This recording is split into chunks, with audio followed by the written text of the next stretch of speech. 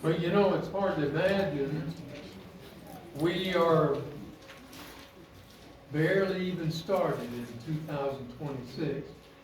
Seems like it's just nothing to us anymore. I remember last Sunday we were talking about how close we were to New Year's, but here we are. Today's subject is about vows. And vows are very important to us because the words you speak are important to you, to others, and you're speaking them before God. So let's take a look at our first verse right now in Deuteronomy chapter 23, last book that Moses wrote. Deuteronomy 23, verses 21 through 23. See what he has to say. If you make a vow to the Lord your God, do not be slow to pay it. For the Lord your God will certainly demand it of you, and you will be guilty of sin. But if you refrain from making a vow, you will not be guilty. Whatever your lips utter, you must turn to do. Be sure to do, because you made your vow freely to the Lord your God with your own mouth. It's kind of interesting, isn't it? He's saying here, look, a vow is a commitment you have made. So a vow is something that you have said, hey, here's what I'm going to do. In other words, this is my compass point. This is how I'm setting my life. I'm committing myself to it. Let's look at this definition. Commitment refers to the prolonged state of being dedicated to a cause, community, person, company, and so on. A commitment is a steadfast dedication or obligation. It involves a strong sense of responsibility and the willingness to prioritize and invest resources, whether they be time, energy, or other assets, to fulfill commitments. It is characterized by a deep sense of loyalty, discipline, determination, even in the face of challenges or obstacles. So an interesting definition or consideration of the word commitment. And he tells us that if you break this commitment to your vow, it is a sin, meaning it's lawlessness. He's telling us it is better not to vow than to make a vow and not fulfill it. So what we have to do is watch what we say and watch what we do. Make sure that what we do connects with what we say. And sometimes we may be speaking, and with a small slip of our thinking, we're committing to something and then we don't follow through. And he's saying here, your words ought to be that you're going to do it or don't say it. Could a vow be not all the way broken? Could a sin not be all the way committed? No. So make sure that your vow is permanent according to your action. Remember, your actions always show what you think.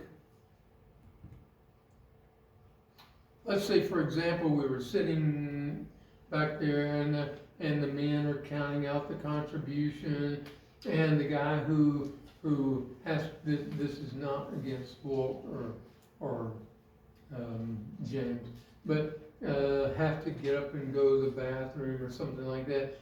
And as they get up to leave the room, they turn around and say, now don't steal anything. What do you know about them?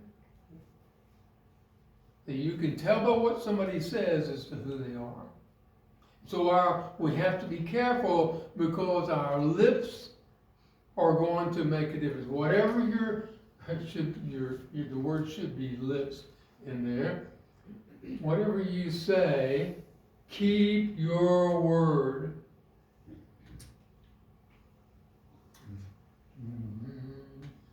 Boy, I tell you what, you are the most pathetic secretary in the whole Church of Christ. Because that should say, whatever your lips utter, you must be sure to do. Because see, that's point number one of the next section. Things happen. People call, drop your drink, whatever. Whatever your lips utter, you must do. You must keep your word.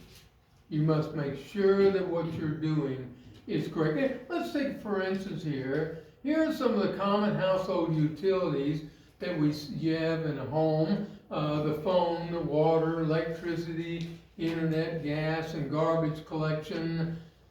What if we say, you give to me, you take care of me, and I'm going to pay you at a such and such day, but then you don't do it. You know what they're going to do? They're going to shut off your phone, water, electric, internet, gas, or garbage collection because you failed to do as you commanded. Isn't it funny? We'd expect that from the electric company, but we don't expect that from our God. And we make a vow, or we say, we're going to do this, we're going to promise that, and then we don't follow through. Anything that you would put on a budget, anything that you would consider would be right to do in your budget, you're making a vow to accomplish. And because of that, it's very important. We have to make sure that we are who we say we are. That our lips are uttering exactly what we're going to do. Now let's take a look at the next point in James chapter 5.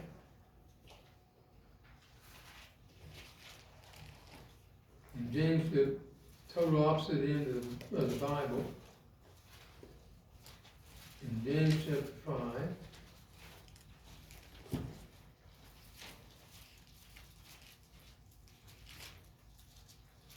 In verse 12.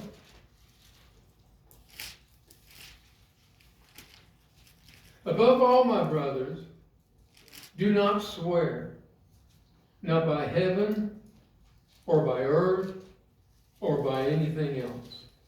Let your yes be yes, and your no, no, or you will be condemned. Look what he says. Don't swear by other people. Don't swear by anything, but rather just let your word be true. He's telling you, whatever you say, keep your word. If you're not going to utter it, that's fine. You don't have to keep that. But if you're going to say it, then you have committed yourself to keeping that vow.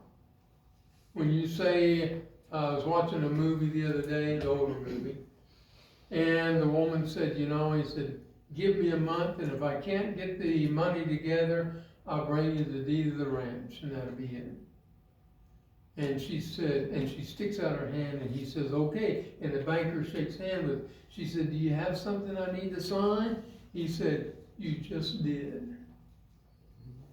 This ought to be our way our word is. If you say you're going to do it, you're going to do it. If you shake on it, or even if you sign an agreement, or whatever it may be, you do it. One of the interesting little shows that I enjoy watching every once in a while when they come on, is about these guys that go around repoing cars. And they get there, and when they hook up to the car and start to take off, the guy's screaming, I paid for that, I paid for that. Well, the reason we know they haven't paid for it is because it's on the repo list. And they're giving them a piece of paper. Well, here's what you owe. I sent that in, and off they go with the car. They like to try to find them where the person's not around, like they're at a store or at a gas station. They just filled up. And what happened was the man made a vow. He kept his word. I mean, he said he was going to do something, but he didn't keep his word. And some people, when you are waiting for them, you're saying, well, they said they're going to do this, and you could almost die before they did. Or what about somebody who says, you know, I told you I'm going to do it, and you've got it on your list to be done. I told you. It was like this man who got married, and about 30 years later, his wife says, you know, you never tell me you love me. He said, I said it once. If it changes, I'll let you know. So keep your word. Make sure that what you say you're going to do, you're going to do. It is very important to you. I really like this little statement, so I put in there. I think I still have some unfinished procrastination to do from yesterday, you know. We enjoy putting these things off, and sometimes it is difficult for us to do what we say we're going to do. However, if you're going to do something, like for example, let's say somebody asks you to borrow money, and you go ahead and give it, God's told you also to remember that if you give that money, don't worry about getting it back. So don't worry about that. So you have responsibilities either way. But you know, we have to make sure that we keep our word. We have to make sure that if you don't keep your word, you understand you will be condemned. What an interesting word that is. Look what he says here in Matthew 12, verses 37. For by your words you will be acquitted, and by your words you will be condemned. How fair can that be? Because your words are going to either let you off the hook or condemn you. This is why he said before, whatever your lips utter, make sure you do. And whatever you say, keep your word. Make sure that when you make a vow, a promise, any of those kind of things, that when you don't keep your word, you lose credibility. You lose credibility. You're now a person who can't be trusted. Oh, I know what you're saying. But he says, this should be above all things. Above all, keep your vows. That's a pretty important point, isn't it? Above all, do everything you can to keep your vows. If you have made a promise, Proverbs tells you, if you vow to pay off your friend's note and you realize he's not a good guy, go to him, beg him, do whatever you can to let him get you out of that. Because then you must pay it. That's why I don't like signing any, what they call when you sign for co-signing, where you sign for somebody else because all of a sudden they got the car but you got the bill. Above all, he says, keep your vows. Keep your word. Keep what you are promised to do. That means when you're acting, if you say to somebody, you know what I'm going to do? I'm going to be over there. I'm going to be there in about 30 minutes. If any man speaks, let him speak as the oracles of God. If any man ministers, let him do it as the ability of which God gives. So, if it's within your power, be there within 30 minutes. Because that's what you said you were going to do. Be a person of your word. Now, I know that can be tough in situations like if you're working and you go out and conditions, car wrecks on the road, or maybe it takes you longer to finish the job. And you told me you'd be there in about an hour, and to you about means maybe 2 or 3, and for them it means an hour. You've got to be able to make sure that your word is good. If it's going to be ready on Friday, make sure it's ready on Friday. Even if you have to work all night to do it. Many a time we did not have a Christmas Eve at all because I promised somebody they would have their furniture by Christmas Day. And I'd have to work all night long. There was no midnight oil, we used electricity. But anyway, you had to work all night long in order to accomplish it. What's your word worth? Who are you, and what does it matter to you? Okay, now tonight we're going to be talking about life. What does it mean? Why are you alive? When did you begin? All that sort of stuff. We're going to talk about that tonight. Now let's talk specifically about the marriage vows. And these are vows that are not taken very seriously anymore.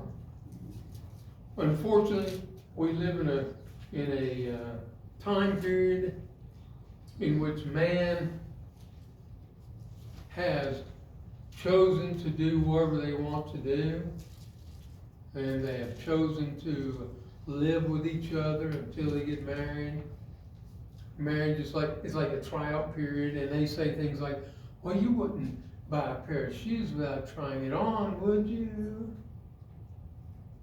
But the reality is, marriage vows are very important, and you have to be careful what you say and what you do. Look at verse 24. For this reason, a man will leave his father and mother and be united to his wife, and they shall become one flesh. So when we make a vow, and we're standing there in the church or at the courthouse, or we're just standing before God, or however it was that you got married, leave all and be committed to your spouse. Now here's the thing. Here's the way you need to look at it. Are you committed? Do you remember what the definition of love is? Love is doing for the other person no matter what it costs you. In a marriage, it always costs you. The other person is always hurting you. That's just the way it is. Until you learn to look at it differently. When you vow to be with someone, then you have to make sure you stay with it. Did you know that even in so-called Christian homes, the divorce rate is well over 50%. And out there in the world, it's higher than that, it's about 65%. And homosexual marriages are over 80% in divorce. And the problem is that they're not committed. Do you see the body language of these people? What are they thinking about? What are they doing? Are they remembering the vows that they have to this other person? Now let me show you another couple. What do you think's going on there? Do you think they don't like each other like the first couple? No, the reality is they are paying attention to each other. They're more concerned about the happiness and success of the other person than they are about their own personal happiness and success. So if you're committed to your spouse, it shows in your body language, in your words, and in how you think about others. Because the second point is there to make a covenant with your eyes. Who you look at, what you think about, what you dwell on, the visuals that you have. When you get married to your wife, here's what Job says, I made a covenant with my eyes not to look lustfully at a young woman or a woman. When I made vows to my wife to be for her only, for her only, I said to myself, of all the women in the world, only she exists for me. Of all those I've known, and all of those I will ever meet. You see how specific this is about the vows? And so I'm saying there's only one. And here's what Proverbs says, let the fountain be blessed and rejoice with the wife of your youth. What is he saying there in these words? Be blessed with great water or great life-giving water by returning to the things that made you where you couldn't hold back and you had to get married. You remember that day? Those of you who've been married a long time? You remember that day? And you couldn't wait to get married? They're still there in the person you married. They're still there for you to look at, to dwell on, to think about. Nothing's changed but you. So make sure you watch that. Be careful about that. Make a covenant with your eyes. You know, most people have affairs, or the people who have affairs in the offices is because they're around the person in the office more than they're around their own wife. If you go in my office, you're going to see the picture of my wife all over on the right, left-hand side and on the right-hand side. If you go into my bedroom, I've got pictures of my wife right where when I'm laying on the bed, I'm looking right at her. Even in the living room, her pictures are everywhere. Why? Because I have to make sure I remember. Not because of her. Things could change. She could become an invalid, or she gets sick, or she changes who she is. There was a guy in West Irwin years ago, and his wife would come to church with him and sit down with him, and she would sing all the songs and listen to the preacher, and he would take her home. And her hair was always in an odd hairdo. And the reason is because she couldn't do it anymore, and her husband was doing it for her. And then it got to where she thought he was her brother, not her husband. And faithfully, he lived his life for her. There was a woman that I knew one time, and she and her husband were on their honeymoon. They'd just gotten married, and they were on their honeymoon, and he was going to change a tire on a Texas road. And if you know anything about Texas roads, they're going about 85, 90 miles an hour like this. And so he's got to change that tire, and he told her, he said, just get on down there in the ditch, you know. And it wasn't a ditch like mud. It was just one of those ditches that goes like this. It's pretty wide. Get on down there in the ditch, and so you can stay safe so I can do what I've got to do. And all of a sudden, here comes a car barreling down the road. They see him. They were over on the shoulder, and they headed for the ditch. Hit her, and she had I don't remember how many broken bones in her body. And he had to wait on her help her with all the body functions, everything that has to be done. And then after that, all these broken bones and problems, they find out that they can no longer have children. And I saw the other day on the news where a man said to his wife, "You know what, wife? You're stuck here in the hospital. You're tied up to all these machines and everything, keeping you going. But I got life to live, and I'm going to go out and I'm going to live it. I'm going to divorce you, and I'm going to find somebody else that can live." Okay? What's your word worth? Make a covenant to yourself about yourself.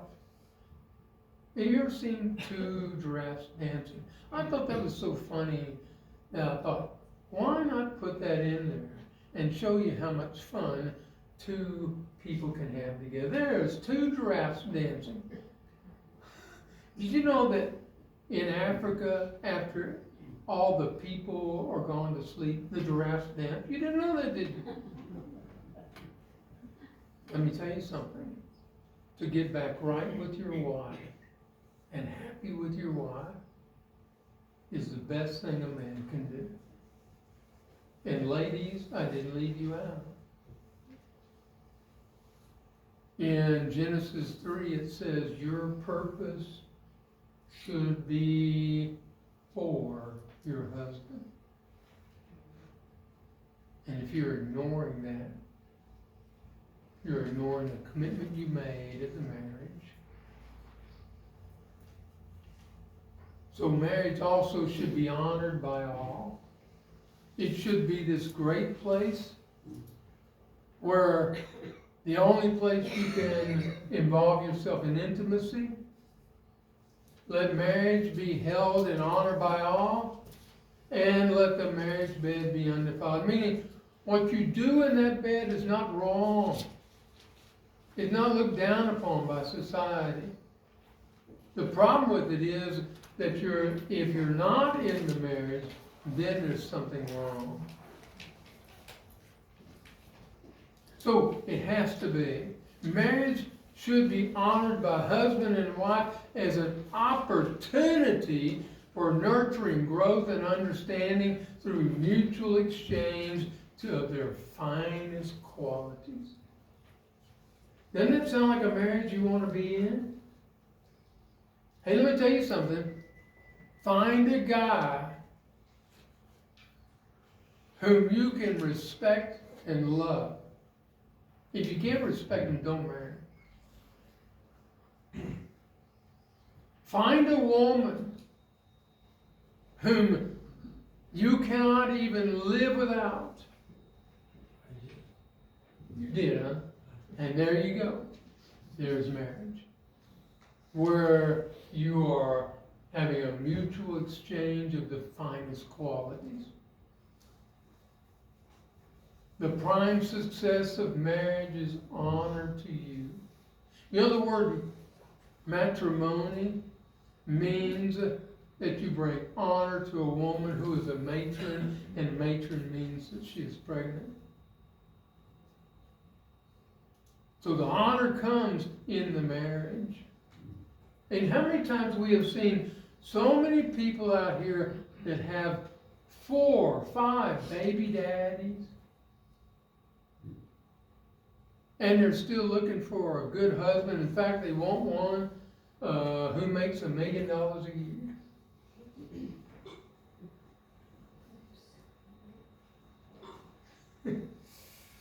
Good luck with that. For this reason, a man will leave his father and mother and be united to his wife, and the two will become one flesh. They can no longer live without the other. And wives, submit yourselves to your husbands as is fitting for the Lord. Husbands, love your wives, and look at this, do not be harsh with them. You know, men must be pretty tough because they can be harsh with their wives, and God says, don't exasperate your children. Men must be hard to live with.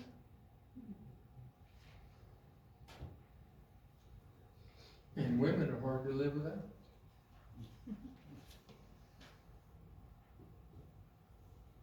So commit yourselves, vows before God.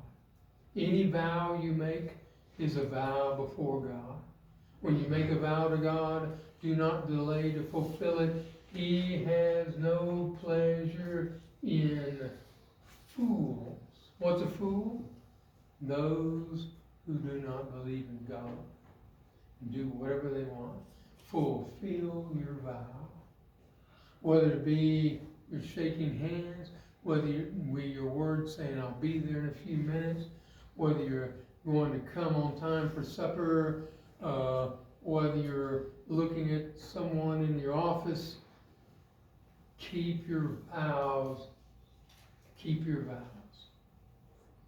That's what vows is all about. If you're not right with God, now's the time. We've got a great picture on the front of on the bulletin about being baptized for the removal of your sins. If you're not been baptized, now's the time. 30 minutes, we got the water ready and we can take care of it. And it will be warm. Ask Amanda about that. By the time we got to Cliff, it was warm. Of course, that was a few days later. But I figured out how to plug in the heater.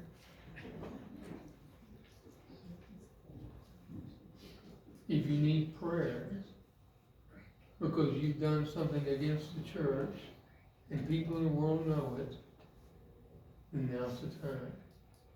Whatever your need is, you can come forward as we stand and we sing together.